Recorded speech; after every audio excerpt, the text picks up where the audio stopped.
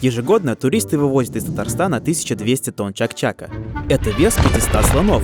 Одним из первых таких туристов-сладкоежек был Александр Дюма. В 1858 году Дюма приехал в Казань и здесь записал рецепт татарских медовых кусочков, который вошел в его большой кулинарный словарь, впервые изданный в Париже в 1873 году. Карл Фукс, профессор Казанского университета, посетил татарское застолье и насчитал аж 18 смен блюд. Каждая татарка брала по куску масла и меда, намазывая на хлеб, кушала с необыкновенным благоговением, как бы в этом кушанье было что-то религиозное и таинственное. Традиционное татарское застолье называют ош, что в переводе означает «еда». Ош связан с большими семейными событиями и начинается с чтения Корана. Подача основных блюд начинается с токмача. Это суп на наваристом курином или говяжьем бульоне с добавлением лапши. Кстати, слово «лапша» произошло от татарского слова «лякше», которым обозначали тонкие полоски теста. Татарская лапша должна быть очень тонкой. Чем тоньше лапша, тем круче хозяйка. После супа на стол выносят второе. Часто это отварная картошка и мясо. Традиционным видом мяса для татар является говядина, баранина, домашняя птица и конина. Исторически татары всегда четко разделяли коней для скачек, для войн, для работы и для пищи. Скакунов и тягловых коней не ели. Конину употребляли не только в отварном виде, но и делали из нее вяленую колбасу козылык. Главное блюдо застолья – зур-бялиш. Это большой сытный пирог с начинкой из картофеля, мяса и лука. Для сочности в него подливают сливочное масло и бульон. Раньше, когда картофеля татары не знали, в зур-бялиш добавляли крупу. По сути, всем известный татарский треугольник эшпишмак является миниатюрой бялиша. Сегодня это самый распространенный татарский стритфуд. Для татар эшпишмак номер один, если надо быстро, вкусно и сытно перекусить. Едят бялиш ложкой. Сначала с него снимают верхнюю крышку, и кусочки теста раскладываются по тарелкам.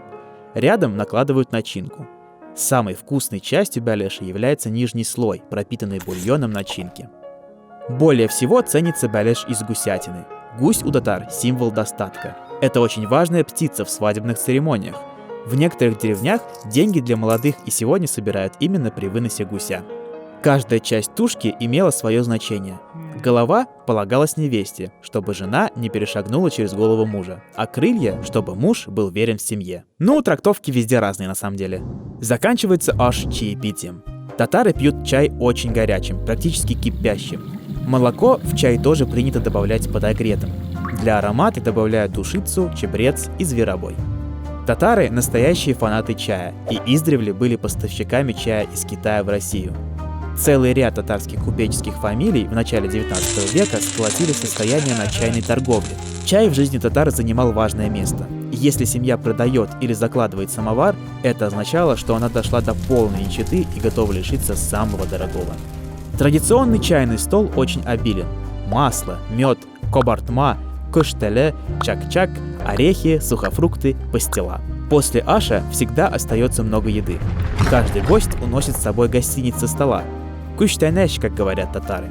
Еще есть сладкий пирог – губадия. Есть разные виды губадии. Сладкую подают к чаю, мясную – как второе блюдо. Сегодня губадию делают с рисом, а до 20 века в составе многослойной сладкой начинки были в основном ягоды и сухофрукты. Также обязательный ингредиент губадии – это корт – томленый на огне творог, смешанный с сахаром и сливочным маслом.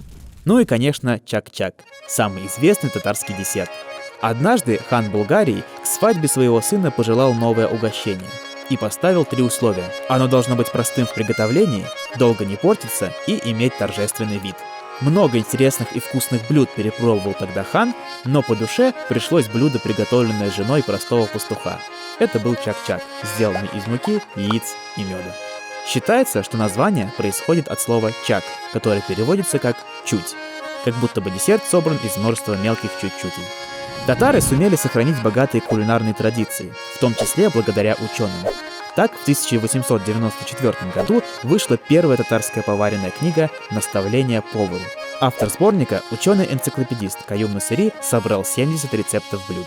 В 1969 году Юнус Ахмедзянов открыл первый в СССР общепит национальной кухни – Дом татарской кулинарии, и стал его первым шеф-поваром. Сегодня татарская национальная кухня – это не только любимая еда татарстанцев, но и важный элемент туристической программы гостей республики. На каждом шагу открываются кафе и рестораны, предлагающие традиционные блюда, а чак-чак – главный татарский сувенир.